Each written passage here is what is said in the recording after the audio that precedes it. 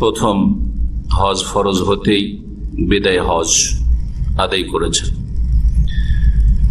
আমাদের হজের প্রশিক্ষণ কোর্স চলছে, গত সপ্তাহ থেকে একটি পর্ব হয়েছে, আর আজকে ইনশাআল্লাহ তাআলা গুরুত্বপূর্ণ বিষয়গুলি নিয়ে আলোচনা করব।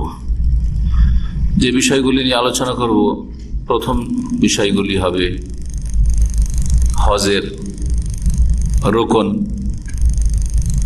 ফরজ, রুকনগুলিও ফরজ, হজের ওয়াজিবাত যেগুলি ফরজ, রুকন ওয়াজিবাত দুটি ফরজ, কারণ ওয়াজিব আর ফরজে কোনো পার্থক্য নাই। এই জন্য হজের ফরজ না বলে হজের রুকন বলবেন। হজের যখন আলোচনা আসবে তখন ওমরা ইনশাআল্লাহ তাআলা আলোচনা আসবে, যদিও ওমরা নিয়ম কানুন আপনাদের জানাই আছে, যারা এখানে আরব দেশে থাকেন। ওমরা তো অনেকবারই করেছেন, আর ওমরার পদ্ধতির ওপর বিশেষ একটি আলাদা আলোচনাই রয়েছে, সুতরাং সেটা হয়তো পুরোপুরি আলোচনা করব না ওমরা সম্পর্কে। এই আরকানগুলি ওয়াজিবাতগুলি আলোচনা করব, আর তারপরে প্রতিদিনের কাজ হাজী সাহেবদের এই বিষয়গুলি আলোচনা করব, আর এর সাথে যদি সময় থাকে তো আরো কিছু বিষয় ইনশাআল্লাহ তাআলা, যাতে করে হজটা নবী করিম সাল্লাল্লাহু আলাইহি ওয়াসাল্লামের তরিকায় করে আসতে পারেন যারা হজে যাবেন বা আগামীতে যাবেন। হজের একটি গুরুত্বপূর্ণ কাজ হচ্ছে বাইতুল্লাহর তাওয়াফ করা। বাইতুল্লাহর তাওয়াফ, এই তাওয়াফ কয়েক রকমের, এটা নিয়ে প্রথম আলোচনা করি। তাওয়াফের ক্ষেত্রে দুয়া একটি আপনাদের শোনাবো, সেজন্য তাওয়াফ নিয়ে আলোচনা করব। তাওয়াফ কত প্রকার যদি আপনাকে কেউ জিজ্ঞেস করে তো কি বলবেন? কত রকমের তাওয়াফ কি জানা আছে? হ্যাঁ, ফরজ, নফল, বাস দুই রকম। তাওয়াফ প্রথম গিয়ে যেটা তাওয়াফ করে মানুষ মক্কা গিয়ে, ওই তাওয়াফের নাম কি? তাওয়াফে কদম। মাশাআল্লাহ, দেখেন বেরিয়ে আসলো একটা নাম, তাই না? কদম, কদম থেকে কদম রাখা, পদার্পণ করা। তো প্রথম মক্কায় গিয়ে পদার্পণ করলেন, যে তাওয়াফটা প্রথম গিয়ে করে ওটা হচ্ছে তাওয়াফে কদম। সেটা যদি আপনার হজে তামাত্তু হয় তাহলে, বা যদি আপনার হজে তামাত্তু হয়, বিশেষ করে হজে তামাত্তু তো উমরা আলাদা, অথবা শুধু উমরা হয়, উমরা করতে গেছেন হজের সিজনে নয়, তাহলে এটা ফরজ না সুন্নাত? তখন ফরজ, কারণ উমরার এটি হচ্ছে ফরজ তাওয়াফ।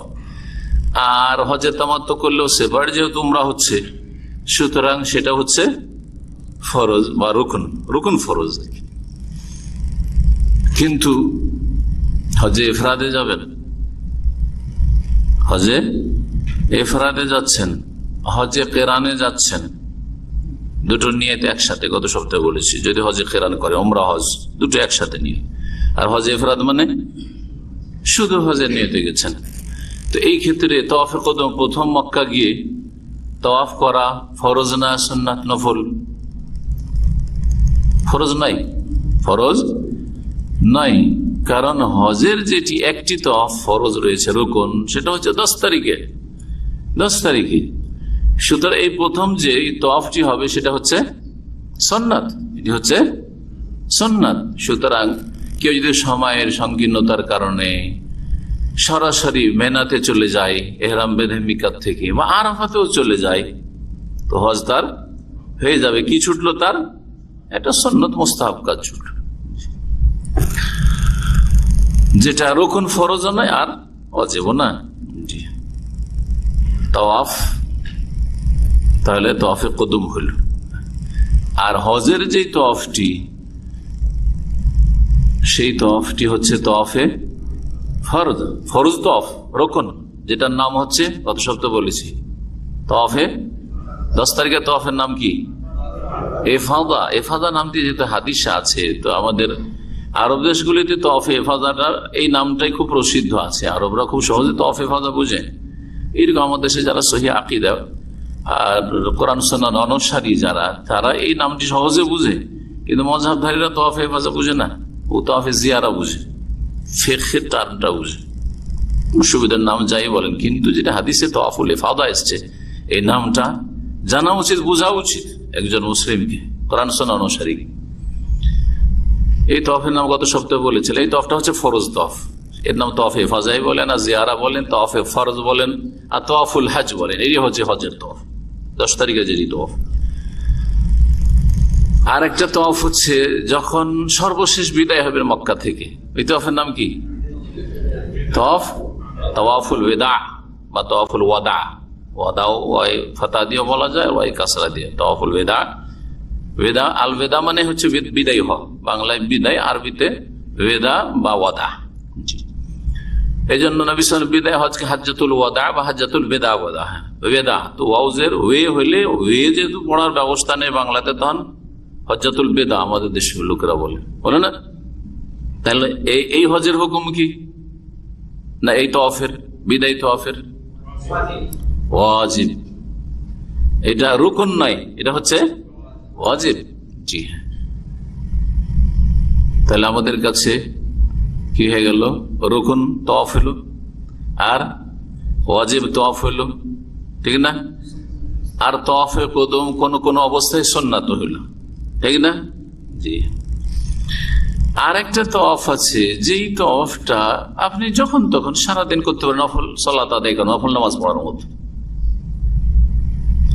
হাজী সাহেবেরা মক্কা এসে আছেন, অত উমরা করতে গিয়েছেন, একটা উমরা করবেন, বেশি বেশি উমরা করা সুন্নতের খেলাফ কাজ। মক্কা থেকে বারবার একটা সফর একটা উমরা, এটি হচ্ছে সুন্নাত। সারাদিন আছেন বা 2-4 দিন আছেন, মাঝে মাঝে সকাল বিকাল তওয়াফ করছেন, এরকম তওয়াফ আছে না নেই? এই তওয়াফের নাম কি? হ্যাঁ, তওয়াফে নফল বা তওয়াফে তাতাওয়ু, নফল তওয়াফ। এটা হচ্ছে নফল তওয়াফ। তাহলে এই হচ্ছে সব টোটাল কি তাওয়াফ। আর একটা তওয়াফ বলা যেতে পারে, কেউ যদি মান্নত করে, মান্নত তো বুঝে, নজর মানা, যে আল্লাহ করে এই কাজটা যদি হয়ে যায় তাহলে আমি, কেউ বলছে 10টা লোকের খাওয়াবে, কেউ যে 2 রাকাত নামাজ পড়বে, কেউ যে 5টা রোজা রাখবো, কেউ বলছে আমি বাইতুল্লাহর তওয়াফ করব। এই যে মানত করে ফেলেছে বাইতুল্লাহর তওয়াফ করব, তখন এই তওয়াফের হুকুম কি হবে? ফরজ। কারণ মানত পুরা করা, মানত যদি জায়েজ হয় তাহলে ফরজ। আর যে মানতটা যদি নাজায়েজ হয়, হারাম হয়, সে শিরক হওয়ার কারণে হারাম বা বেদাত হওয়ার কারণে হারাম, অথবা ইসলাম বিরোধী অন্য কোন পাপের কাজ, সেই জন্য সেটা হারাম, তাহলে সেই মানত পুরা করা হারাম। কেউ যদি মাজারে মানত করে, একটা খাসি জবাই করবো বাবার উদ্দেশ্যে, তাহলে শিরক, সুতরাং হারাম এই মানত পুরা করা। কেউ যদি বলে যে আল্লাহ আমার ছেলেটাকে ভালো করে দিল, বিদেশ পাঠা, আমি একটা মিলাদ করব, বেদাত, হারাম, বেদাত তো হারাম। জি। আর কেউ যদি বলে যে আমি তো ইলেকশনে পাশ করি, তাহলে গ্রামের সব লোককে মদ খাও, করছে নেতারা। জি হ্যাঁ, মদ খোরদেরকে মদ খাইয়ে ভোট নিচ্ছে, যে যেমন তাকে ওই সব খাওয়াইয়ে ভোট নিচ্ছে, ভোট খরিদ করা হচ্ছে আজকাল। তো কথা হচ্ছে, এরকম যদি কেউ মানত করে তো সেটাও হারাম। তাহলে হারাম শুধু যারা ফাসেকি কাজ করছে, শিরক বিদআত বাদ দিয়ে, মানে ধর্মের নামে নয়, এমনি দুনিয়াদারিতে হারাম কাজ করছে, সেটাই শুধু হারাম না, ধর্মের নামে বড় বড় হারাম কাজ হচ্ছে, আর সবচেয়ে বড় হারাম হচ্ছে শিরক। তো মান্নত কখনো পুরা করা ফরজ, আর কখনো শিরক, আর কখনো বেদাত, বেদাত তো বেদাত, আর কখনো নাজায়েজ, শিরক বেদাত সবগুলি নাজায়েজ। তো যাই হোক, তাওয়াফ যেহেতু শরীয়তে আছে, সুতরাং তাওয়াফের কেউ মানত করে তো সেটা কি হয়ে যাবে? ফরজ হয়ে যাবে। তাওয়াফের এতগুলি প্রকরণ হইল। তাওয়াফের ক্ষেত্রে তাওয়াফ যে করবেন, তাওয়াফ করতে গিয়ে হাজরে আসওয়াদ সামনে আসবে, কখনো এটা মনে করবেন না যে হাজরে আসওয়াদ আমার উপকার করতে পারে, নাহলে এটা আপনার শিরকি আকীদা হবে। এই শিরক যাতে কোনো মুসলিমের অন্তরে না ঢুকে যায়, কারণ শয়তান শিরকে বেশি সাজিয়ে পেশ করে। সেই জন্য ওমর রাদিয়াল্লাহু তাআলা আনহু হাজরে আসওয়াদের কাছে গিয়ে সেই কালো পাথরকে সম্বোধন করে বলেছিলেন, কি বলেছিলেন? ইন্নী লা আ'লামু, আমি ভালো করে জানি, আন্নাকা হাজারুন, তুমি একটা পাথর, লা তানফা ওয়া লা তাদুর, তুমি উপকারও করতে পারো না, তুমি ক্ষতিও করতে পারো না, তুমি কিছুই করতে পারো না। এই পাথর, তোমার মধ্যে কোনো ক্ষমতা নেই কিছু করার। বোঝা গেছে কিনা? পাথরের মধ্যে পাথর হিসাবে কোনো ক্ষমতা নেই তার মধ্যে। লা তানফা ওয়া লা তাদুর, না লাভ হবে না লস। জি, ওয়ালা ওয়ালা আন্নী রাআইতু, তাহলে কেন চুমা দিব? বা কেন ইশারা করবো চুমা না দিতে বললে ভিড় থাকলে? যদি রাসূলুল্লাহ সাল্লাল্লাহু আলাইহি ওয়াসাল্লামকে চুমা দিতে না দেখতাম তো জীবনও চুমা দিতাম না। এই জন্য হাজরে আসওয়াদ ছাড়া কাবার কোন জায়গাকে চুমা দেবো না, বরং বিশ্বাস করবো যে অন্য কোন জায়গায় চুমা দিলেই গুনাহ, বেদাত। ঠিক আছে না? কারণ এই জায়গায় রাসূল চুমা দিয়েছেন, সেই জন্য চুমা দিলাম। তাহলে এখানে নেকি কি জন্য পাবো? হ্যাঁ, নেকির দিক থেকে লাভবান হবো, পাথর থেকে লাভবান হবো না। নবী সাল্লাল্লাহু আলাইহি ওয়াসাল্লামকে ফলো করার জন্য, নবী সাল্লাল্লাহু আলাইহি ওয়াসাল্লামের ইত্তেবা অনুসরণ করার জন্য। যখন তওয়াফ শুরু করবেন তখন একটি দোয়া আছে, যে দোয়াটি অধিকাংশ লোক জানেন না। কিন্তু তওয়াফ তো মেলাই করেছেন, করেন নাই? উমরা করেছেন, এই দোয়া জানা আছে? কোন দোয়া এখানে জানা আছে? যে এই দোয়াটি আলী রাদিয়াল্লাহু তাআলা আনহু থেকে এবং সাহাবী আব্দুল্লাহ বিন উমর রাদিয়াল্লাহু তাআলা আনহুমা থেকে প্রমাণিত। তারা এই আমলটা করতেন, দোয়াটি পড়তেন। আল্লাহুম্মা ঈমানান বিকা ওয়া তাসদীকান বিকিতাবিকা ওয়া ওয়াফাআন বিআহদিকা ওয়া ইত্তিবাআন লিসুন্নাতি নবিয়িকা মুহাম্মাদিন সাল্লাল্লাহু আলাইহি ওয়াসাল্লাম। হে আল্লাহ, তোমার প্রতি ঈমানের অবস্থায়, তোমার প্রতি বিশ্বাসী হয়ে, আর তোমার কিতাবের প্রতি বিশ্বাসী হয়ে, এবং তোমার সাথে যে ওয়াদা রয়েছে যে তোমার ইবাদত বন্দি করো, তোমার ওয়াদা পূরণ করার উদ্দেশ্যে, এবং তোমার নবী মুহাম্মদ সাল্লাল্লাহু আলাইহি সাল্লামের সুন্নতের অনুসরণের উদ্দেশ্যে আমি তওয়াফ করছি। জি, এই চারটি বাক্য রয়েছে এই দোয়ায়, বাইহাকিতে রয়েছে এই রিওয়ায়াতটি। জি, আর রুকনে ইয়ামানি আর হাজে আসওয়াদের মাঝখানে এই একটা সাইডে বিশেষ একটি দোয়া রয়েছে, এটা জানা আছে আশা করি। সেটা হচ্ছে কোরআন কারীমের দোয়া। কি? রব্বানা আতিনা ফিদ দুনিয়া হাসানা ওয়া ফিল আখিরাতি হাসানা ওয়া কিনা আযাবান নার।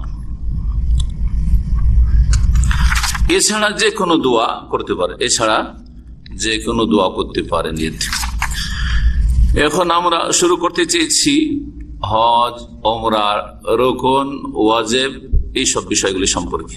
আচ্ছা, ওমরা তো করেছেন বা হজে তামাত্তু করলে প্রথম ওমরা করবেন। ওমরা আলাদা, হজে তামাত্তুতে যেমন ওমরা অন্য সময় করেন সে ওই রকম পুরা ওমরার কাজ করবেন। মিকাত থেকে ইহরাম বেঁধে যেমন অন্য সময় ওমরা করেন, ঠিক সমস্ত কাজগুলি ওই রকমই করবেন, কোনো পার্থক্য নেই। এই হজে তামাত্তুর ওমরা আর অন্য সিজনের ওমরাতে একই রকম, এটা সেপারেট ওমরা। শুধু পার্থক্য যেটা হজ মৌসুমে হইল, হজের মাসগুলিতে হইল, আর এই ওমরার মাধ্যমে আপনি হজের তামাত্তু করনেওয়ালা হাজি হইলেন। তো এই ওমরারও কিছু ফরজ রুকুন রয়েছে। ওমরার মধ্যে যে কাজগুলি রয়েছে, কয়টি রুকুন এর মধ্যে? তিনটি। মাশাআল্লাহ। কি? ইহরাম বাঁধা, তাওয়াফ করা, সাই করা। জি, তিনটি হচ্ছে রুকুন ফরজ। এই তিনটি ছাড়া ওমরা তার কি কাজ আছে? আর কি কাজ আছে? মাথা মুন্ডন করা, এর হুকুম কি? ওয়াজিব। এটা ফরজ, রুকুন না। রুকুন না, এটা ওয়াজিব বলবেন কিন্তু রুকুন বলবেন না।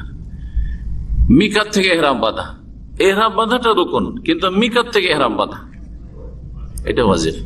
ওয়াজিব এবং বহিরাগত বাইরের যদি হাজি হন, যেমন এখান থেকে যাচ্ছেন আপনি মিকাতের বাইরে থেকে, তাহলে মিকাত থেকে ইহরাম বাঁধা।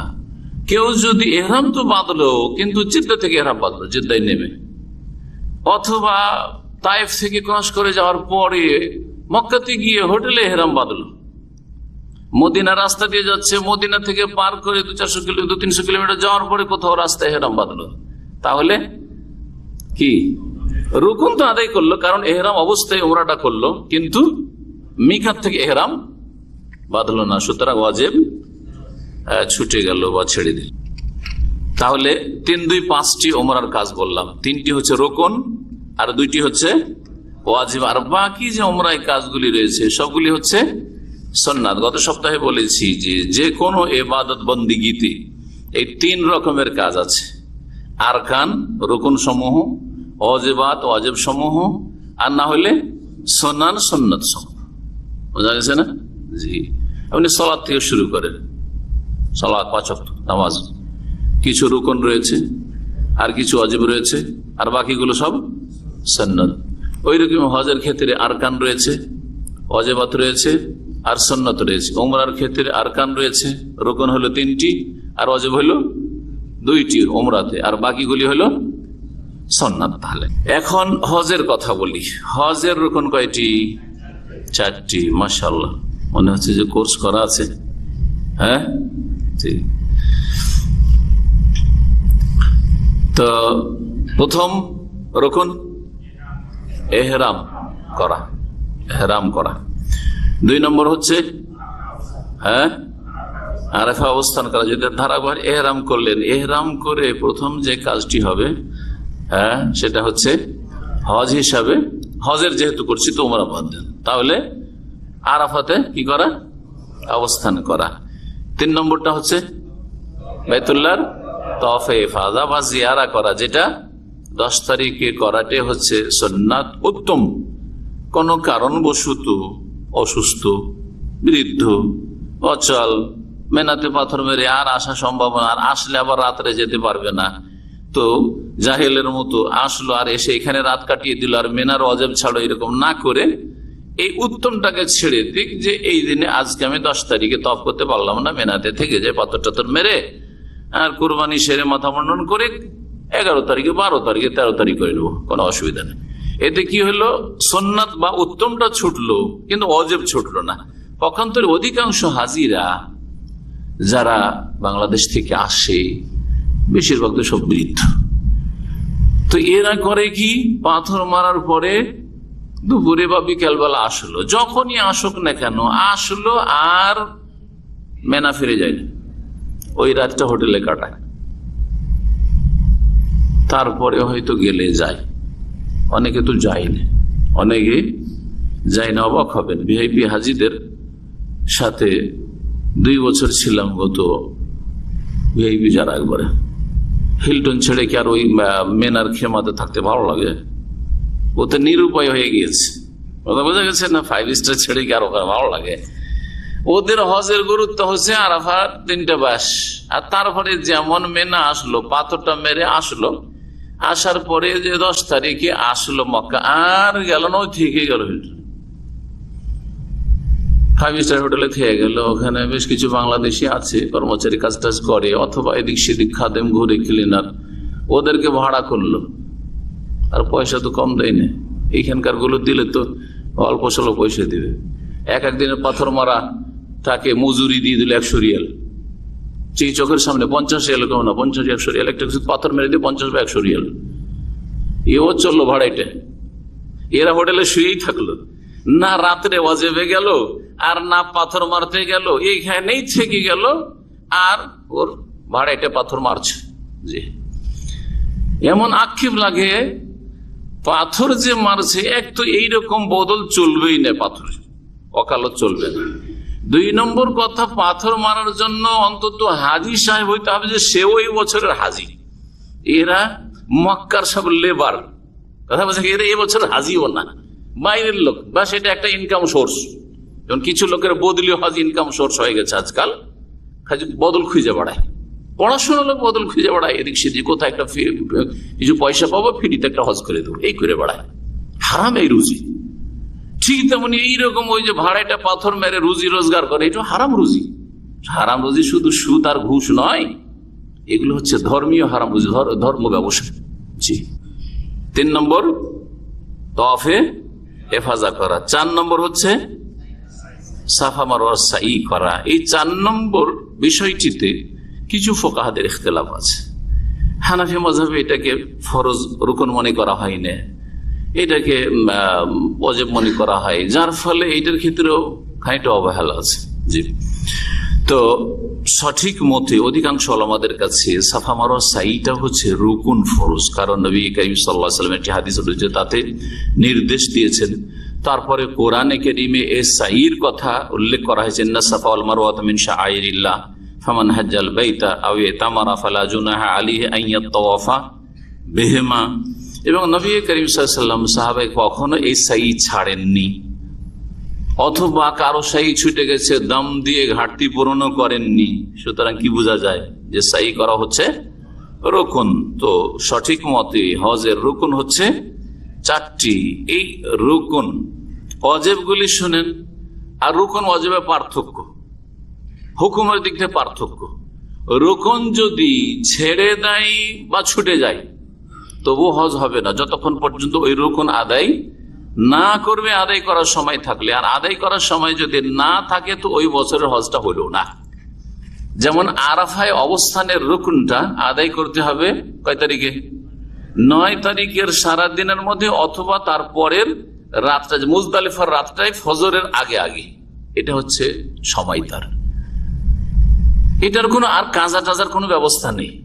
সুতরাং কেউ যদি আরাফায় না যায়, মেনাতে থেকে গেল, হাসপাতালে থেকে গেল, আরাফান হাসপাতালে অসুস্থদের নিয়ে যাওয়া হয়। সৌদি সরকার মাশাআল্লাহ এত সুন্দর ব্যবস্থা রেখেছে, কোনো হাজি যদি রুগী বেডও পড়ে থাকে হাসপাতালে, মেনার হাসপাতালে থাকে, মক্কার হাসপাতালে থাকে, আরাফার হাসপাতালে কয়েক ঘন্টার জন্য সেই দিন নিয়ে যাওয়া হয়, যাতে করে ওর হজটা হয়ে যায়।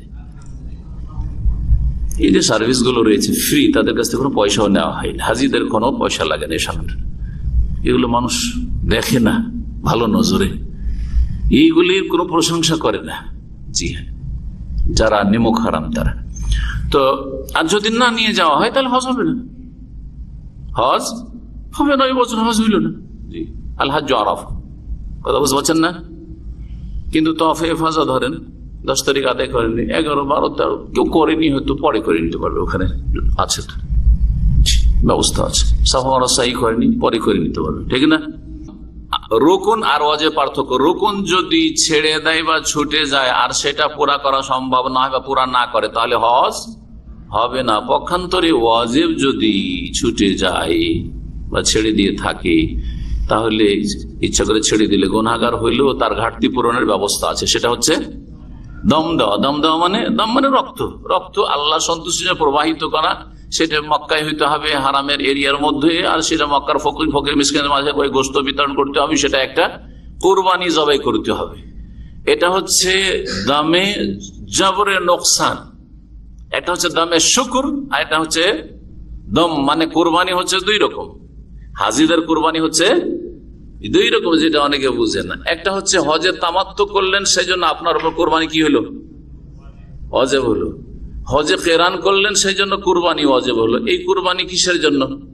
ঘাটতি পূরণের জন্য না, এটা দামে জবরে নোকসান না, এটা হচ্ছে দামে শুকুর, শুকরানা দাম। যে আলহামদুলিল্লাহ আমি হজের মৌসুমে উমরাটাও করলাম, হজে তামাত্তুর মাধ্যমে বা কেরানের মাধ্যমে, সুতরাং আমি শুকরানা কি করছি? একটা কুরবানি হাদি জবাই করছি, এটা শুকরিয়ার কুরবানি হাদিটা। পক্ষান্তরে যেটা ওয়াজিব ছুটে গেছে সেই জন্য দম দিতে হলো, সেটা দামে জবরে নোকসান। নোকসান মানে ঘাটতি, ঘাট, আর জবর মানে পূর্ণ করা, ঘাটতি পূরণের দম। আমার ত্রুটি হয়ে গেছে হজে, সেই ত্রুটি মুক্ত হওয়ার জন্য এই দমটা বা কোরবানিটা জবাই করলাম। সুতরাং সেখান থেকে আপনার খাওয়া যাবে না, সেটা মক্কার গরিব মিসকিনে বিতরণ করতে হবে। 2 গোশতে পার্থক্য সুরের। যদি দমের কোরবানি হয় তো শুধু মক্কার গরিব মিসকিনরা খাবে, আপনি খাবেন না, আপনার পরিবার খাবে না। পক্ষান্তরে হাদির যদি কুরবানি হয় তো উত্তম হচ্ছে আপনিও কিছু খান, আর মক্কার লোকদেরকে, গরিবকেও খাওয়ান, আমিরকেও খাওয়ান, সবাইকে, মক্কায় যে আছে তাকেই খাওয়ান। অথবা ওইখান থেকে আপনি দামাম পাঠিয়ে দেন, দেশে পাঠিয়ে দেন, সারা দুনিয়াতে মুসলিম বিশ্বে পাঠানো হচ্ছে, খাক সারা বিশ্বের মুসলিমরা। কিন্তু জবাইটা কোথায় হইতে হবে?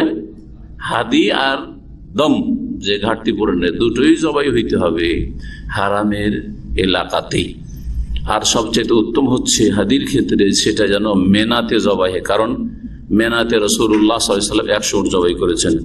ইব্রাহিম আলাইহিস সালামের কোরবানি যেটা ছিল সেটাও ছিল মেনাতে ছিল। হজের ওয়াজিব কয়টি? 8টি, 7টি বলতে পারেন।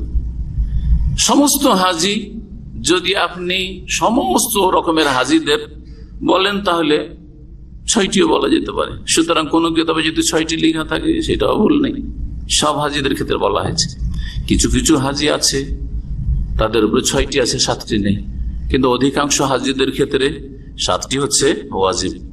আবার আর একটা ওয়াজিব আছে, সেটা যদি এতে অ্যাড করা হয় তাহলে 8টা হয়ে যায়। এটা হয়ে যায় 8টি হয়ে যায়। এখন দেখুন, প্রথম ওয়াজিব হচ্ছে শুরু থেকে শুরু করেন।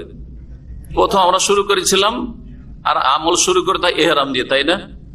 এহরাম বাঁধা হচ্ছে কি না? এহরাম বাঁধা রুকন ফরজ, আর মিকাত থেকে এহরাম করা বাইরের লোকের জন্য ওয়াজিব। তাহলে আল এহরাম মিনাল মিকাত, এক নম্বর হচ্ছে মিকাত থেকে এহরাম করা, এটা হচ্ছে প্রথম ওয়াজিব। যদি কেউ মিকাতে এহরাম না বেঁধে ভিতরে গিয়ে এহরাম বাঁধে তাহলে হজ তো হয়ে যাবে, ফরজ তো আদায় হয়েছে, এহরাম করেছে, কিন্তু ওয়াজিব ছুটেছে, সেই জন্য ঘাটতি পূরণে কি করতে হবে? দাম দিতে হবে। 2 নম্বর হচ্ছে আরাফায় অবস্থান করা সূর্য ডুবা পর্যন্ত।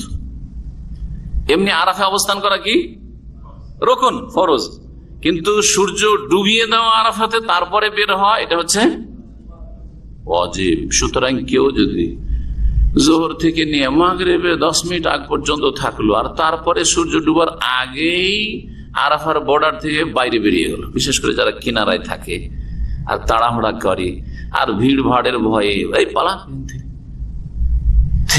থামিয়ে পারানো যায় না, থামিয়েও থামে না এরা। কয়েকবার সরকারি ভাবে যে এখানে ওজারাতুশ শুউনুল ইসলামিয়া ধর্ম মন্ত্রণালয় আছে, ওতে আমরা হজ মৌসুমে কাজ করেছি। তো আরাফার দিনে যেতে হয়, যাওয়ার পরে লোকজনকে বুঝাইতে হয়, আর ওই যে বর্ডার আছে বর্ডার গুলোতে সব বিভিন্ন ভাষার দায়ীরা গিয়ে লোকজনকে বুঝায় যে খবরদার বের হবেন না মাগরিবের, এখানে বিশেষ করে এটা খুব মানে মানে কড়া ভাবে ডিউটিটা করা হয় যাতে করে হজটা খারাপ না হয় হাজিদের। সুবহানাল্লাহ। তো কয়েক বছর মধ্যে 1 বছর বা 2 বছর আমি এরকম গিয়েছি ওই বর্ডারে। আল্লাহু আকবার, হাজার হাজার লোক, আসর পর থেকে যে স্রোত বইতে শুরু হয়েছে ও আগে যাওয়ার জন্য, মাগরিবের 10 মিনিট আগেও না, যেখানে মাগরিবের 10-5 মিনিট আগেও যদি বর্ডার দিয়ে বেরিয়ে তবুও তার কি আদায় হলো না? ওয়াজিব আদায় হলো না, ওয়াজিব ছুটে গেল। সেখানে আসর পর থেকে শুরু হয়েছে, সব হয়ে গেল, আরাফা শেষ, জোহর আসর পড়া হয়ে গেছে, দোয়াটাও করা হয়ে গেছে, এখন টান দিয়েছে সব। অজ্ঞতার কারণে মানুষ কত যে ভুল করেছে আর হজ খারাপ করছে। নিষেধ করলেও মানতে চাই, ভিড়ের ভয়ে অনেকে মানতে চায় না, অনেকে আগেই চলে যাবে, ভালো জায়গায় গিয়ে বসবে এতে মুজদলিফা, জি চলে যাচ্ছে সব, বল ওয়াজিব ছুটে গেল। সূর্য ডুবিয়ে দিতে হবে কোথায়? আরাফা। অনেক সময় সূর্য ডুবার আগে আপনাকে তাঁবু থেকে বের করে দেয় মোয়াল্লেমরা এখানকার, কিন্তু বর্ডার থেকে যদি না বেরিয়ে যান অসুবিধা নেই, বেরিয়ে গিয়ে হয়তো বাসের কাছে যেতে যেতে সূর্য ডুবে গেল, অথবা বাসে বসে গেছেন, বাস চলতে লেগেছে কিন্তু ভিড়ের মধ্যে বাস অন্ধকার হয়ে গেল, আরাফার ভিতরে আছেন, বাসে বসে বসে অসুবিধা নেই, বাসে বসে বসে যতক্ষণ সূর্য ডুবেনি দোয়া করতে থাকেন, কোনো ক্ষতি নেই। তো অনেকে আবার ওখানে ভয়ে তাঁবু থেকে বেরোতে চাই না, বাস ছুটে যাবে তোমাদের, তাড়াতাড়ি বেরো, তাড়াতাড়ি বেরো, তারপর বেরোতে চান না, সূর্য ডুবেনি খিমা থেকে বেরোবো না, না না ওইটাও ভুল, অসুবিধা না, বেরিয়ে যান। যদি দেখেন যে বাস বর্ডার লেখা আছে এন্ড আরাফা, আরাফা শেষ আর বেরিয়ে চলে যাচ্ছে, তখন বলে থামো, ড্রাইভারকে বলেন না এখান থেকে, আর বেরোতে দিবেও না। পুলিশ এত পাহারা দেয় যে কোনো একটা গাড়ি বেরোতে দিবে না সূর্য ডুবার আগে, কিন্তু পায়ে হাঁটার লোককে তার থামানো যায় না, পুলিশ পাহারা দিয়ে পায়ে হাঁটে ওই তো মেন রাস্তাগুলি বিভিন্ন জায়গায় দিয়ে বেরিয়ে চলে যাচ্ছে, কোথায় রোকবে, পারা যায় না, সব দেখেছি, কিন্তু গাড়ি যেতে দেয় না সূর্য ডোবা পর্যন্ত। যাই হোক, 3 নম্বর মুজদালিফায় রাত্রি যাপন করা, একবারে ভোর ফর্সা হওয়া পর্যন্ত, সূর্য ডুবার আগে, সূর্য ওঠার আগে আগে বেরিয়ে যাবেন, সূর্য ওঠার আগে আগে বেরিয়ে যাবেন, এটি সুন্নত। একমাত্র দুর্বলরা, অসুস্থরা, বৃদ্ধরা অথবা নারীরা অর্ধেক রাত পরে বেরিয়ে যায়। এক কথায় রাত্রি কাটানো মুজদালিফায় কোন রাত্রি? 10 তারিখের রাত, মানে 9 তারিখের পরে আরাফার পরে যে রাত্রি, 10 তারিখের রাত্রি। 4 নম্বর হচ্ছে, ধারাবাহিক ভাবে বলি তাহলে ভালো হবে, এখন মেনায় পৌঁছলেন, মেনায় এসে প্রথম কাজ জামরায় পাথর মারা। পাথর মারার হুকুম কি? হ্যাঁ, পাথর মারা 10 তারিখ, 11, 12, 13 এই পাথর মারা হুকুম কি? রুকুন না ওয়াজিব? ওয়াজিব। তাহলে এটা কয় নম্বর হইল? হ্যাঁ, মুজদালিফা 4 নম্বর হয়েছে, তাই না? মুজদালিফা 4 নম্বর হয়েছে। 1 নম্বর কি বললাম? মিকাতে ইহরাম বাঁধা, আরাফায় সূর্য ডুবিয়ে দেওয়া, তারপরে মুজদালিফায় রাত্রি যাপন, 3টা হয়েছে। তারপরে আসলেন আপনি কোথায়? মেনায়। মেনায় এসে পাথর মারা 10 তারিখে বড় জামরাকে শুধু 7টি, 11, 12 তারিখে 3 7 21টি, এটা করেও চলে যেতে পারেন। আর 13 তারিখ যদি থেকে যান, মানে 12 তারিখের পরে রাতটা 13 তারিখের রাত থেকে যান ওখানে, তাহলে 13 তারিখের দিনেও 3 সাথে 21টি পাথর মারা। পূর্ণ যদি উত্তম পাথর মারেন তাহলে কতটা পাথর মারতে হবে? 70টি পাথর মারতে হবে। আর যদি 13 তারিখে কমিয়ে দেন তাহলে 70-এ 21টা কমিয়ে দেন। বোঝা গেছে না? সবগুলি পাথর মারা, এই 4 দিনের টোটাল পাথর মারার হুকুম হচ্ছে একটি, সেটা হচ্ছে হজের ওয়াজিব কাজ। কয় নম্বর কাজ হইল? 4 নম্বর হয়েছে। 5 নম্বর হচ্ছে তারপরে কুরবানি করা। কুরবানি করাকে যদি ওয়াজিবাতের মধ্যে ঢুকান তাহলে 8টা হয়ে যাবে। যারা 7টা বলেছে এই কুরবানি করাটাকে ওতে করেনি, কারণ হজে এফরাদে কুরবানি যেহেতু নাই, তাহলে এফরাদকারী হাজার হাজার হাজি আছে যারা শুধু হজ করছে, তাদের জন্য তো কুরবানি নেই, সেজন্য ওরা গণায়নি সেটাকে। এখন আপনারা অধিকাংশ যেহেতু হজে তামাত্তু করবেন, সুতরাং এটাকে যদি একটা ওয়াজিব বলে অ্যাড করেন তাহলে এটা 5 নম্বর হয়ে যাবে, কুরবানি করা ওয়াজিব হলো। তারপরে মাথা মুন্ডানো, 6 নম্বর ওয়াজিব। কিসের?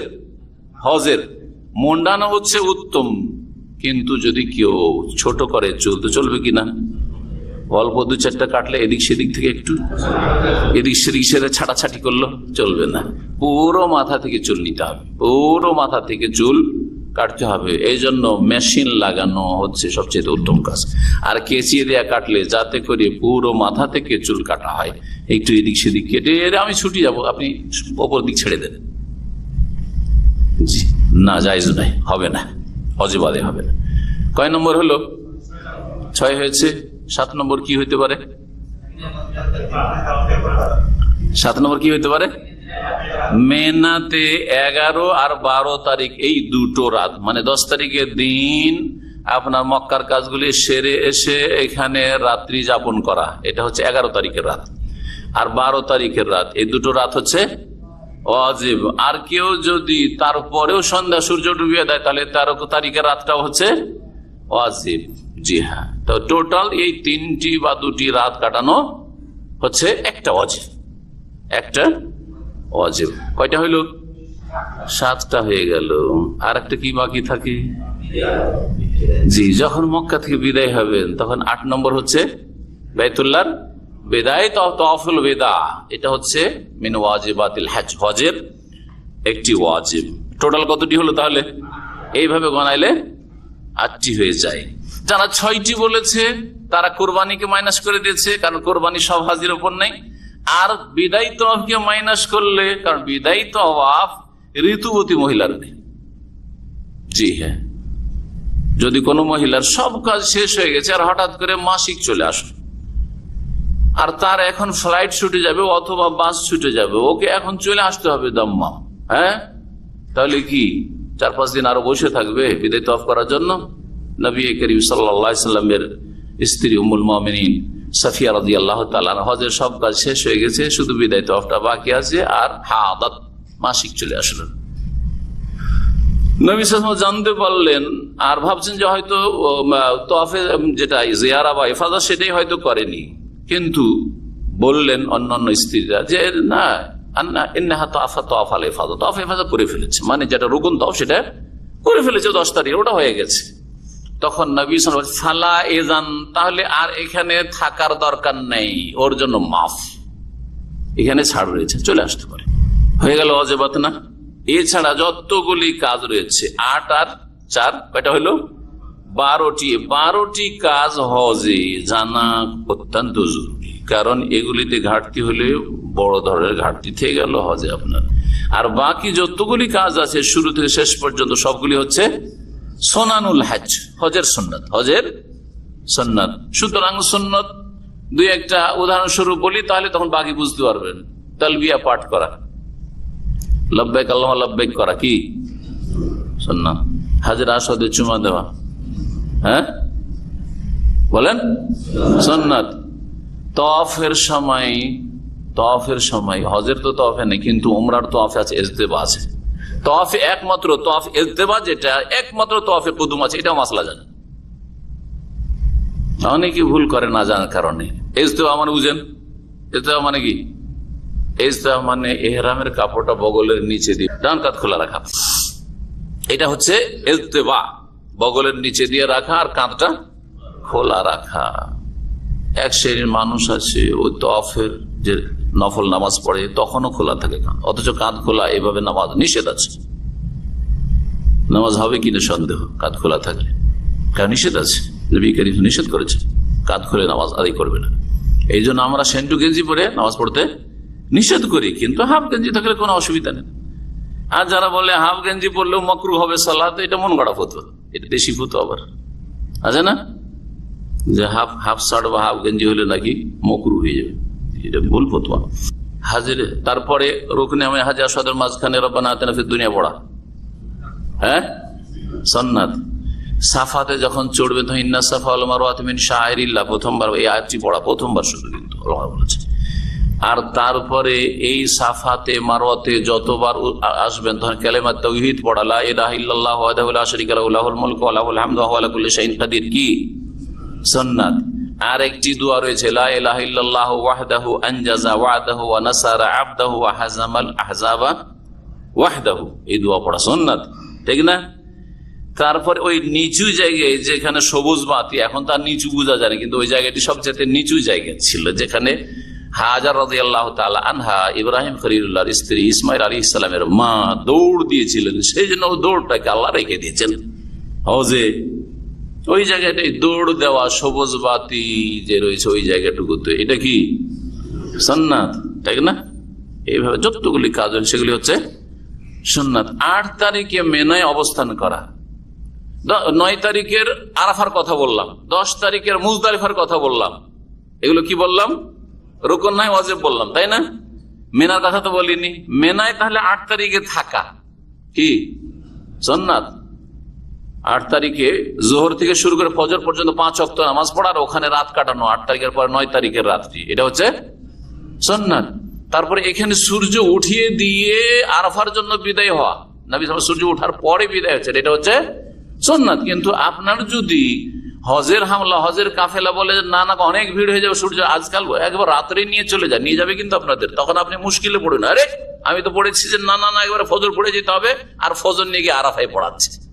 কি ছুটলো আপনার? ফরজ ওয়াজিব ছুটেনি, রুকন ওয়াজিব ছুটে, কি ছুটেছে? সুন্নতটা ছুটলো বৃহৎ স্বার্থে, সেটা ভিড় থেকে আপনাকে বাঁচানোর জন্য, তাড়াতাড়ি পৌঁছে দেওয়ার জন্য। অনেক সময় ভিড়ে ফেসে গিয়ে জোহর হয়ে যাচ্ছে, আরাফায় ঢোকা যায় না, হেঁটে হেঁটে ঢুকেছি।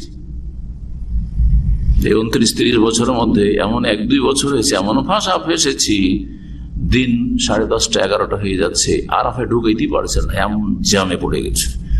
বাস ফাস ছেড়ে দিয়ে যে যা পারলো কমপক্ষে ঢুকে যা, কখন ঢুকে কোনো ঠিক নেই, জোর হয়ে যাবে রাস্তা দিয়ে হইতে, ঠিক না? এইরকমই মুজদালিফা আসতে এরকম হয়েছে, ফজর হয়ে যায় মনে হয় ঢুকাই যাবে না, বাস ছেড়ে দিয়ে যে যা পারলো কোন রকম করে মুজদালিফা রাতের কিছুক্ষণ তো ঢুকে যায়। তাহলে আরকানুল হজ ওয়াজিবাতুল হজ হয়ে গেল, সময় যথেষ্ট হয়ে গেছে। এখন বলবো যে হজের কাজগুলি কখন শুরু হয়। আপনারা যারা হজে তামাত্তুতে যাবেন, প্রথম মিকাত থেকে ইহরাম বাঁধবেন, আর কি করবেন? ওমরা করবেন। এখানে অন্তরে নিয়ত করতে হবে, নিয়ত পড়া নেই, কিন্তু নিয়ত পড়া নেই। এক শ্রেণীর বিদআত প্রেমিক হুজুরেরা বলে যে হজের ক্ষেত্রে নিয়ত পড়া আছে, এটা আর একটা ধোঁকাবাজি তাদের, অথবা অজ্ঞতা, হয় জেনে শুনে ধোঁকা দেয় মানুষকে নিয়ত পড়ার বেদাতটিকে হালকা করার জন্য, আর না হইলে ওর জেহালতের অজ্ঞতার কারণে বলে যে হজের ক্ষেত্রে উমরার ক্ষেত্রে নিয়ত পড়া আছে। বলে না? বলে না? বলে, কিন্তু কিছু বিদাত থেকে উঠে এসছে। এখনো বিদাতি আলেমদের সাথে ওদের ওই মাদ্রাসার হুজুরদের সাথে মহব্বত আছে, ওই তরিকা ওয়ালাদের সাথে মযহাবধারী মোল্লাদের সাথে মহব্বত আছে, ওইটা এইগুলোতে বোঝা যায়। ওইরকম একজন বক্তা আজকাল তার এক চাইতে বলেছে, আর একাধিক অনেকে লিখেছেও তাদের, যে হজ আর উমরার ক্ষেত্রে নিয়ত পড়া আছে। আমি বলবো হজে উমরার ক্ষেত্রেও নিয়ত পড়া বিদাত। ভালো করে শুনে না, ভালো করে, হজ উমরার ক্ষেত্রেও নিয়ত পড়া বিদাত। অর্থাৎ কেউ যদি বলে যে আল্লাহুম্মা ইন্নী নাওয়াইতুল উমরাতা, হে আল্লাহ আমি উমরাত নিয়ত করছি, নাওয়াইতু বলে, তাহলে এটা বেদাত। এটা হলো নিয়ত পড়া। আল্লাহুম্মা ইন্নী নাওয়াইতুল হাজ্জা বা নাওয়াইতু হাজ্জাত তামাত্তু, নাওয়াইতু হাজ্জাল কিরানে, নাওয়াইতু হাজ্জাল ইফরাদে। আল্লাহ আমি হজে ইফরাদ, হজে তামাত্তু, হজে কিরানে নিয়ত করছি, তো এটা হচ্ছে বেদাত। এইরকম শব্দ দিয়ে কোথাও হাদিসে নেই। তাহলে হাদিসে পড়া আছে, সেটা নিয়ত পড়া নাই, সেটা তালবিয়া সে শুরু করছেন, ইহরাম শুরু করছেন অন্তরে নিয়ত করে। তখন 3 রকমের যে হজ রয়েছে, হজে তামাত্তু, কিরান, ইফরাদ, এটাকে বলেছেন তাইনুন নিয়া। আপনার নিয়ত অন্তরে হয়েছে, আপনি সেটাকে সুনির্দিষ্ট করছেন, এই মর্মে উচ্চারণ করা রয়েছে, কিন্তু নিয়ত উচ্চারণ না, তালবিয়া উচ্চারণ করা। এর জন্য শব্দটা কি রয়েছে? লব্বাইক আল্লাহুম্মা ওমরাতান, হে আল্লাহ আমি ওমরার জন্য হাজির। নাওয়াই তো ওমরা নাই, কি আছে? লব্বাইক ওমরাতান। দেখেন পার্থক্য হয়ে গেল না? লব্বাইকটা নিয়ত পড়া হইলো। কেন কানা কাহাই করে দেখাচ্ছ? হয় জেনে শুনে দেখাচ্ছ, বেদাতের সাথে মহব্বত আছে, আর না হলে জেহালতের কারণে মানুষকে ভুল শিখাচ্ছ যে হজ উমরার ক্ষেত্রে নিয়ত পড়া আছে। কথা বুঝতেছেন? বুঝছেন না? বুঝে ভালো করে বলছে, আমাদের দেশের আলেম সমাজ বা জনগণ যে নিয়ত পড়ে নামাজে বা রোজাতে, ওইটি হজ উমরাতে নিয়তটা আছে যে পড়া, ওখান থেকে কিয়াস করে কিভাবে কোথায় নিয়ে যায় দেখেন। এইভাবে ধোকা দেয় মানুষকে, যে যেহেতু হজ উমরাতে নিয়ত পড়া আছে, ওর উপরে কিয়াস করে নামাজে আর রোজাতে তখন আমাদের দেশের লোক কি করে, নাওয়াইতু নাসরিল্লাহি তাআলা, নাওয়াইতু আনাসুমা গাদান, সব পড়ে না। সবগুলি বিদআত, সবগুলি বিদআত। বললাম যে হয় এইসব মোল্লাগুলো একটু সহিহ আকীদা বলে ধোকা দেয়, আর কিছু নতুন নতুন হেদায়েতওয়ালা 2-4টি ভালো কথা শুনলে এই সহিহ আকীদার, এই তো আলেম, এই সহিহ আকীদার হুজুর বলে না, এরা সহিহ আকীদার না, এরা বদ আকীদার হুজুর। এরা বেশি গুমরাহ করে তাদের অজ্ঞতার কারণে, অথবা তাদের ওই যে বিদআতের একটা মহব্বত আছে, বেদাতি ফ্যাক্টরিতে পড়ে এসছে, কি করে একেবারে উচ্ছেদ করে দেয়, ওখান থেকে একেবারে কি করে বিচ্ছিন্ন হয়ে যায়, না হতে পারছে না, একটা মহব্বত আছে। হ্যাঁ, লব্বাইক ওমরাতান যদি উমরা করেন, হজে ইফরাদ করছেন লব্বাইক হাজ্জান। যদি হজ উমরা একসাথে কিরানের নিয়ত করেন, তাহলে কি বলবেন? অন্তরে নিয়ত করে, নিয়ত অন্তরে কলবে, কিন্তু মুখে কি বলবেন? লব্বাইক ওমরাতান ওয়া হাজ্জান। একসাথে যেহেতু দুটো নিয়ত কিরানে, লব্বাইক ওমরাতান ওয়া হাজ্জান। কোন কোন ওলামারা বলেছেন যে যেহেতু হজের সফরে যাচ্ছেন আর হজে তামাত্তুই করবেন, সেপারেট উমরা করবেন, এখানে এইভাবে বললে বেশি ভালো। তারা বলছে লব্বাইক ওমরাতান মুতামাত্তিআন বিহা ইলাল হজ্জ। লব্বাইক ওমরাতান মুতামাত্তিআন বিহা ইলাল হজ্জ, হে আল্লাহ উমরার জন্য হাজির হয়েছি, মুতামাত্তিআন বিহা ইলাল হজ্জ, তা দিয়ে আমি হজে তামাত্তু করব। মানে এটা উমরা করছি, কিন্তু এরপরে 8 তারিখে আমি হজের ইহরাম বাঁধবো, এই উমরা দিয়ে আমি হজে তামাত্তু করব। বুঝলেন না? এই বলাটা মুস্তাহাব। ব্যাস, যদি কেউ লব্বাইক উমরাতানও না বলে, লব্বাইক হাজ্জানও না বলে, কিচ্ছু না বলে, অন্তরে নিয়ত করলো, হেরামের কাপড় পরলো, আর সেলাই করা কাপড় পুরুষ মানুষ খুলে দিল, মহিলারা যে কোনো লেবাস পোশাক করবে, আর তারপরে মিকাত থেকে এহরাম করে নিল, অন্তরের এহরামের নিয়ত করলো, আর এহরাম যেসব কাজগুলি রয়েছে করে ফেললো, সুন্নাত মুস্তাহাব যা কিছু আছে, ব্যাস যথেষ্ট। অন্তরে ইন্নামাল আমালু বিন্নিয়াত, আর নিয়ত হয় অন্তরের সংকল্প। আসল হজের কাজ কখন শুরু হয়? ওমরা করে মক্কায় থাকবে, যেখানে থাকার জায়গা আপনার আছে সেখানে থাকবেন। এখানকার হাজী সাহেবদেরকে কিন্তু কোনো হোটেলও দেওয়া হয় না, আর মক্কাতে থাকার ব্যবস্থা নেই ভিড় ভাড়ে হাজিদের। কি করে? হয় আপনাকে ওই খেমা আগে দেখিয়ে দিবে মেনাতে, আর তারপরে মক্কায় ছেড়ে দিবে, তোমরা উমরা টুমরা করে চলে আসি। আর না হলে আপনাকে মক্কায় ছেড়ে দিবে, মক্কার আশেপাশে কোথাও চোদাই পার্কিং এ, আরো বলবে যে উমরা করে এতটার মধ্যে চলে আসো, বাস এতটাই ছেড়ে দেবে মেনার উদ্দেশ্যে। বাসে চলে গেলেন, বাস তখন আপনাদেরকে উমরা করিয়ে নিয়ে কোথায় চলে গেল? মেনায় চলে গেল। অনেক সময় 7 তারিখেই চলে যায়। 7 তারিখে কোথায় চলে যায়? মেনায় নিয়ে চলে যায় 7 তারিখের দিনে, অথবা রাতে, কখনো কখনো 8 তারিখের সকালে, আগেও যদি চলে যায় 6 তারিখেই চলে যায়, আর মেনায় গিয়ে আপনার খেমায় রেখে দেয়, ওটাই আপনার বাসা। ওই খেমা তাঁবুই হচ্ছে আপনার বাসা। এহরাম বাঁধবেন কোত্থেকে? যেখানে আছেন সেখান থেকে এহরাম বাঁধবেন। এহরাম বেঁধে কি তওয়াফ করতে আসতে হবে নাকি? এহরাম বেঁধে তওয়াফ করতে আসতে হবে। 8 তারিখে হজের এহরাম করবেন সকালবেলা, সকালবেলা দোহা, জি পূর্বাহ্নে, মানে জোহরের আগে আগে, যে কোন সময় সকাল 8টা 9টা 10টা এই সময়গুলিতে গোসল করে আপনি এহরাম করবেন যেখানে থাকবেন সেখান থেকে। তারপরে কি তওয়াফ করা লাগবে নাকি? তওয়াফ করা লাগবে না। ইন্ডিয়া, বাংলাদেশ, পাকিস্তানের অধিকাংশ হাজিরা মেনা যাওয়ার আগে তওয়াফ করে, এহরাম পরে এসে কি করে? তওয়াফ করে। এটি আর এক বেদাত। এটি হচ্ছে কি? তওয়াফ, বেদাতি তওয়াফ। তওয়াফের মেলা প্রকরণ যে শুরুতে বললাম, তওয়াফে রুকুন, তওয়াফে ওয়াজিব, আর তওয়াফে সুন্নাত, আবার মান্নতের তওয়াফ, নফল তওয়াফ, একটা তওয়াফ আর অ্যাড হইল, সেটা হচ্ছে বেদাতি তওয়াফ। বুঝা গেছে না?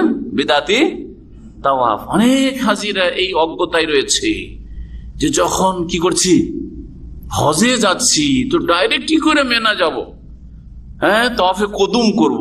আসলে তওয়াফে কুদুম বুঝে না। তওয়াফে কুদুম যখন প্রথম এসে নেমেছে মক্কায় আর প্রথম উমরা করেছে, ওইটাই হচ্ছে মক্কায় পদার্পণের তওয়াফ, সেটার নাম তওয়াফে কুদুম। আর এখন রাত্রিবেলা 8 তারিখে কিন্তু নিয়ে যায় হাজিদেরকে, কি করে 7 তারিখের দিন পরে 8 তারিখের রাতেই 11টা 12টার মধ্যে এশা পর থেকে শুরু হয়ে যায়, হোটেল থেকে নামাইতে শুরু করে, বাসে উঠিয়ে নেয়। তার আগে এশা পড়ে কি করে, এহরাম বেঁধে আসে, আসার পরে এটা তওয়াফ করে, তওয়াফ করে গিয়ে বাসে বসে। এটা একটি বিদাতি তওয়াফ হচ্ছে।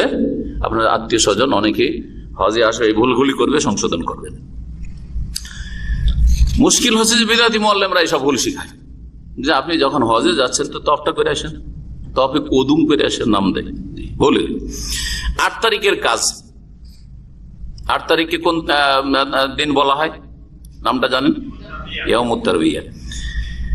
এই দিনে এহরাম করবেন, এহরামের কাপড় পরবেন, আর তারপরে এহরামের জন্য যেসব কাজ রয়েছে, যদি দেখেন যে আমার নখ বড় হয়ে আছে, পশম বড় হয়ে আছে, মজ বড় হয়ে আছে, তাহলে সেগুলো পরিষ্কার করবেন। আর যদি নর্মালি থাকে তো কোনো অসুবিধা, এসব করার কোনো প্রয়োজন নেই। এহরাম বাঁধবেন যেখানে থাকবেন সেখান থেকে। এখন লাব্বাইক পড়বেন, লাব্বাইক অন্তরে নিয়ত করে কি করবেন? লাব্বাইক পড়বেন। লাব্বাইক কি বলবেন?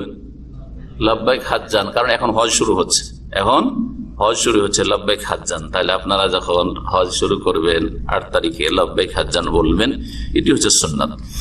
যদি আপনার আশঙ্কা থাকে যে শরীরটা ভালো নেই, অথবা কোনো শত্রুর ভয় আছে কোনো জামানায়, অথবা আমার আইনগত সমস্যা আছে, আমার কাছে পারমিশন নেই, ঢুকলাম কি জানি হজ পুরা করতে পারি কি, ধরা খেয়ে যায়, এটা তো হইতে পারে আজকালকার জামানা, ঠিক না?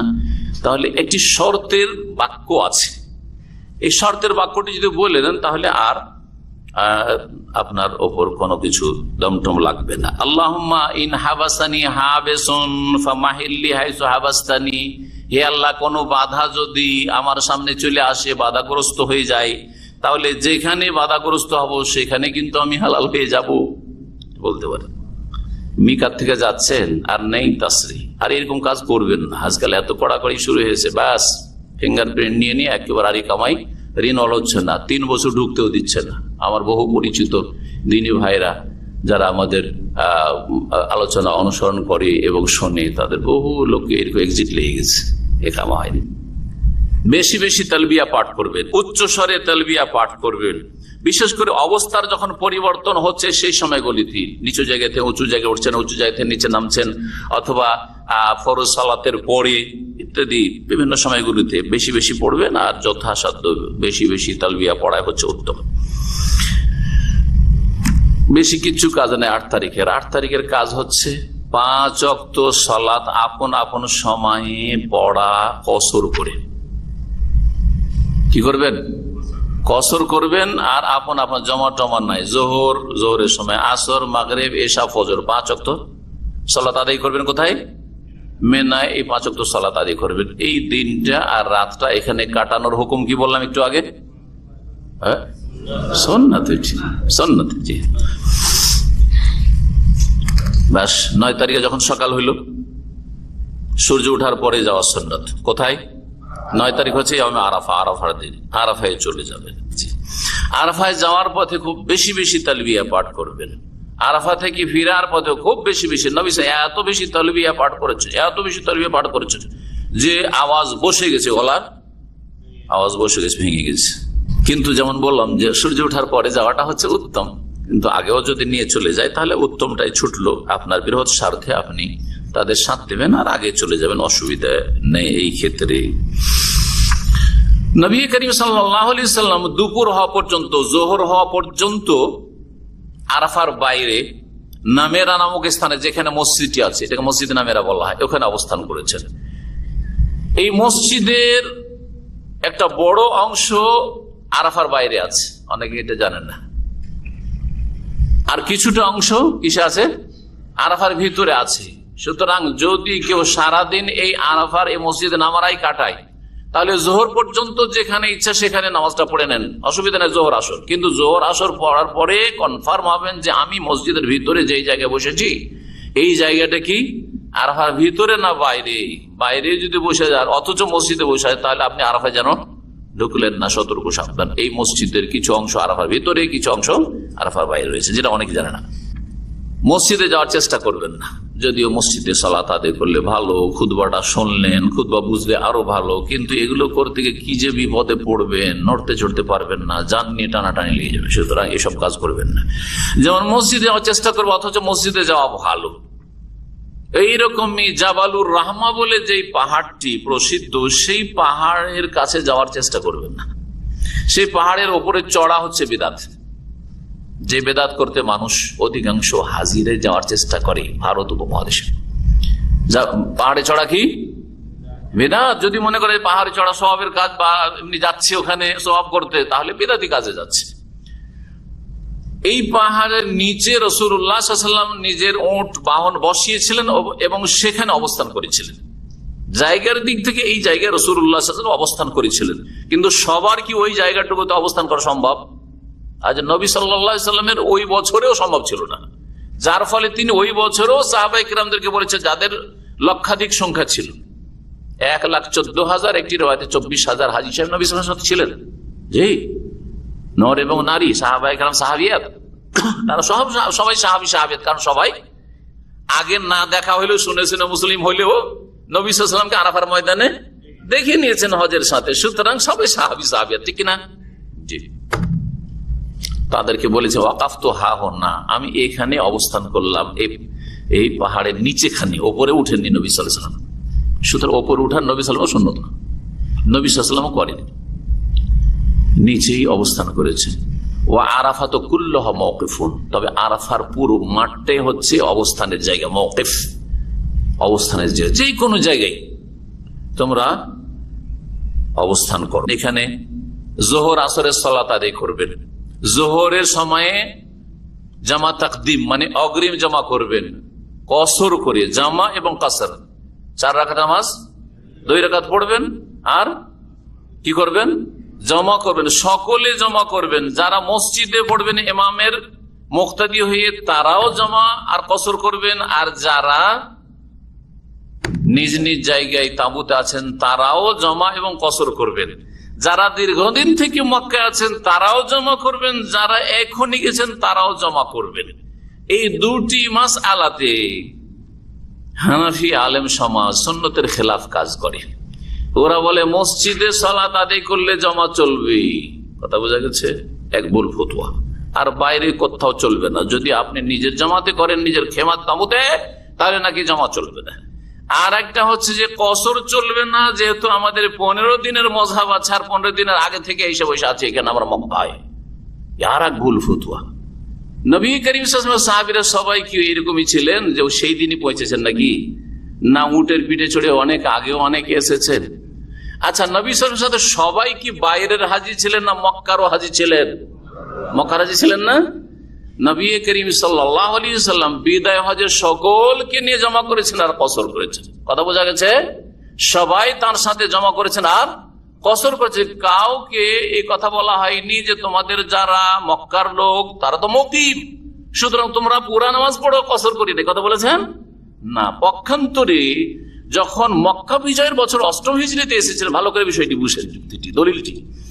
মক্কা বিজয়ের বছর 8ম হিজরিতে যখন আসলেন, মক্কা বিজয় হলো আর জামাত করে সালাত আদায় করলেন, তখন বললেন রাসূলুল্লাহ সাল্লাল্লাহু আলাইহি ওয়াসাল্লাম যে দেখো আমি ইমামতি করব, আমি মদিনার লোক মুসাফির, আর যারা আমার সাথী সঙ্গীরা মদিনা থেকে এসেছে তোমরা মুসাফির, আর ইয়া আহলা মাক্কাতা, হে আহলে মক্কা, আতিম্মু সলাতাকুম, তোমরা তোমাদের সালাত পুরা 4 রাকাত করে পড়ো। ফাইন্না কওমুন সাফারুন, কারণ আমরা হচ্ছে মুসাফির জাতি, আমরা মদিনাবাসী মুসাফির, সুতরাং 2 রাকাত পড়ে সালাম ফিরে দেব, তোমরা মক্কার লোকেরা কি করো, বাকি 2 রাকাত করে পুরা করো। যদি মেনাতে এইরকমই মাসলা হইতো যে 15 দিন আগে থেকে আমরা বাংলাদেশ থেকে হজ করতে এসেছি, অনেকদিন হয়ে গেল, সুতরাং আমাদের পুরা নামাজ পড়বো, আসরের সময় আসর পড়বো, জোহরের সময় জোহর পড়বো, এই জমা চলবে না, আমরা ইমামের সাথে পড়িনি, খেমাতে পড়ছি, এইসব যদি ফতোয়া থাকতো নবী সাল্লাল্লাহু আলাইহি ওয়াসাল্লামের সুন্নতে, তাই নবী সাল্লাল্লাহু আলাইহি ওয়াসাল্লাম বলতেন যে মক্কার লোকেরা, তোমরা যেমন মক্কা বিজয়ের বছর তোমরা নামাজ পুরা করেছো, তোমরা মক্কার লোক, তোমাদের কসর চলবে না মেনাতে এসে 5 কিলোমিটার দূরে,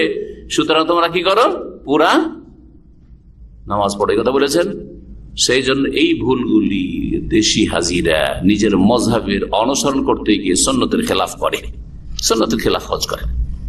জোহর আসর পড়ার পরে এই লম্বা সময় ধরে দোয়া করবেন, দোয়াটা হচ্ছে আসর, জিকির আজকার করবেন, কোরআন তেলাওয়াত করবেন, একরকম ইবাদত সম্ভব হবে না এত লং টাইম, বড় দিন, সুতরাং এই বিভিন্ন রকম ইবাদত বন্দী করবেন, ঘোরাঘুরি না করে আর না ঘুমিয়ে, একেবারে ক্লান্ত হয়ে যান, কিছুক্ষণ ঘুমাইলেন সমস্যা নেই, জায়েজ।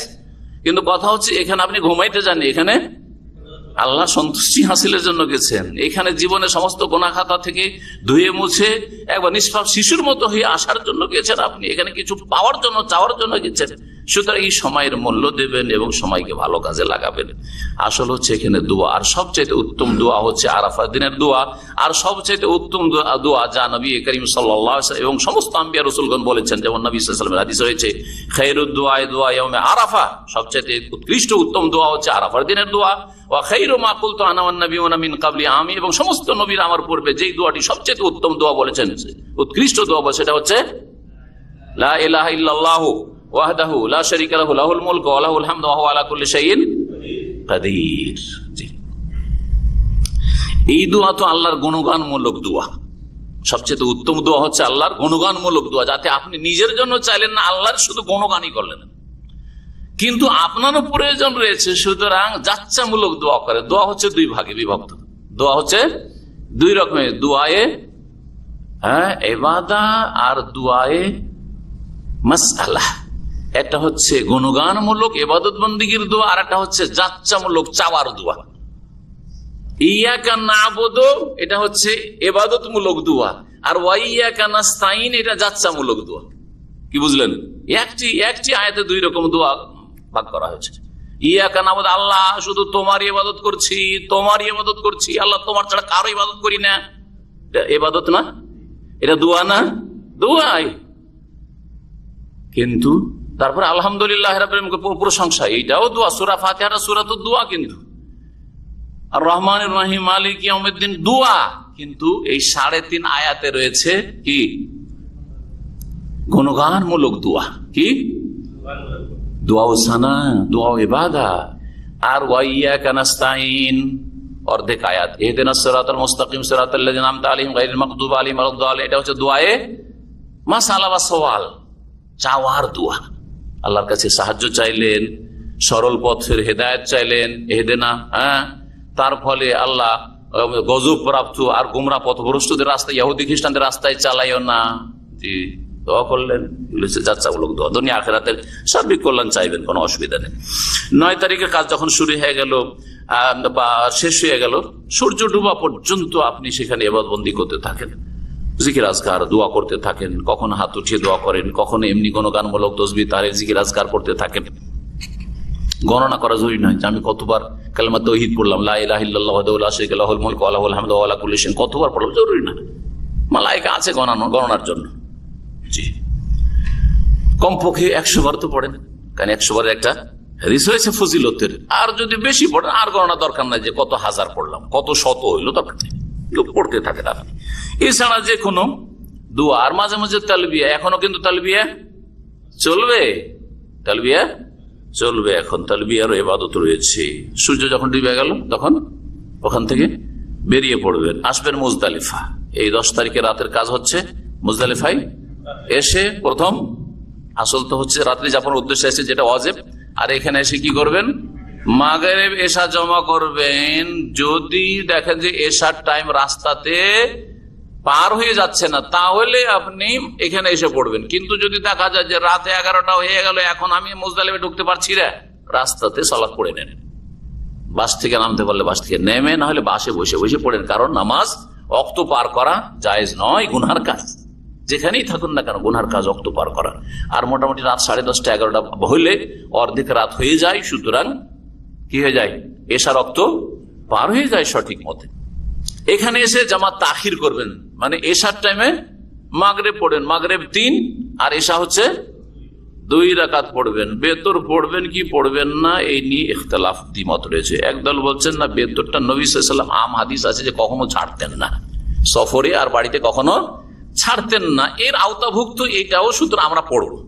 আর একদল বলছেন যে ঠিক নির্দিষ্ট করে নির্ধারিত করে কোনো হাদিস নেই যে মুজদালিফায় বিদায় হজে রাসূলুল্লাহ বেতর পড়েছেন, কোনো প্রমাণ নাই, সুতরাং বেতর এখানে পড়বো না, অসুবিধা নেই। কেউ বেতর পড়লে পড়ুক, নিষেধ করবেন। আর কেউ যদি বেতর নাও পড়ে তো অসমস্যা নেই, কারণ এই বিষয়টা অত স্পষ্ট বিষয় নেই, সুতরাং এটাও চলতে পারে, যে এটা যাকে ভালো লাগে করবে।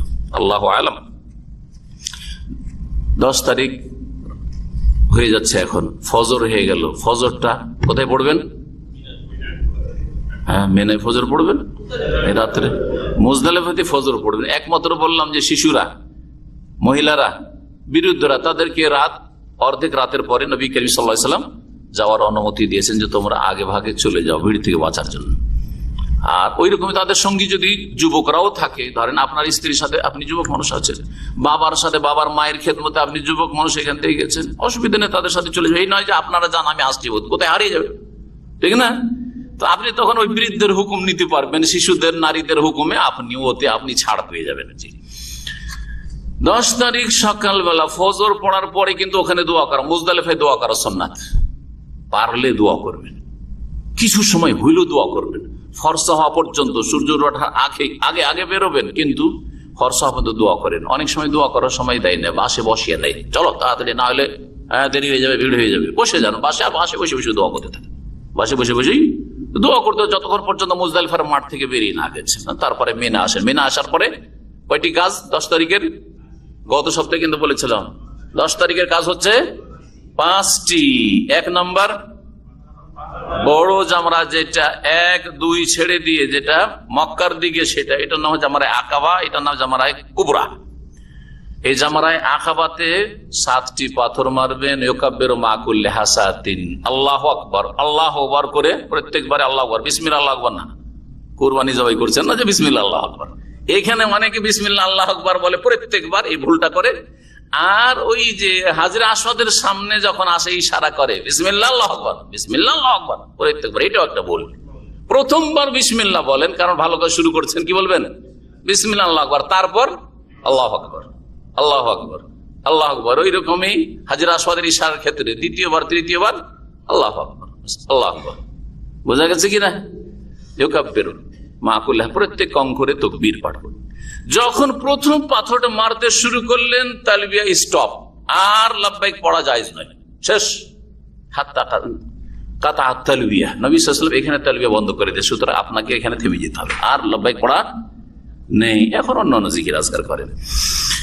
পাথর মারা হইল। 2 নম্বর কাজ, কুরবানি নিজের হাতে করলে নিজে করলেন। আর যদি কাউকে ওকিল বানিয়ে দিতেন ব্যাংকে অথবা কোনো ব্যক্তিকে বিশ্বস্ত, তাহলে কোরবানি আপনার কখন হইলো সেটা দেখার বিষয় নেই, কোরবানির কাজ আপনার হয়ে গেছে, যেহেতু কাউকে আমানত আপনি দিয়ে দিয়েছেন, দায়িত্ব দিয়ে দিয়েছেন। 3 নম্বর কাজ, মাথা মুন্ডন করা বা মাথার পুরো মাথা থেকে চুল ছোট করা। আর মুন্ডন করা হচ্ছে উত্তম। 3 বার করে নবী সাল্লাল্লাহু আলাইহি ওয়াসাল্লাম রহমতের দোয়া দিয়েছেন মুন্ডনকারীকে, আর 1 বার দিয়েছেন, 4র্থবারে দোয়া দিয়েছেন চুল ছোটকারীকে। তো মাথা মুন্ডন করবেন। আর তারপরে তখন আপনি প্রাথমিক হালাল হয়ে গেলেন, এহরামের কাপড় খুলে দেন। এহরামে যত নিষিদ্ধ কাজে সবগুলি প্রায় হালাল, প্রাথমিক হালাল।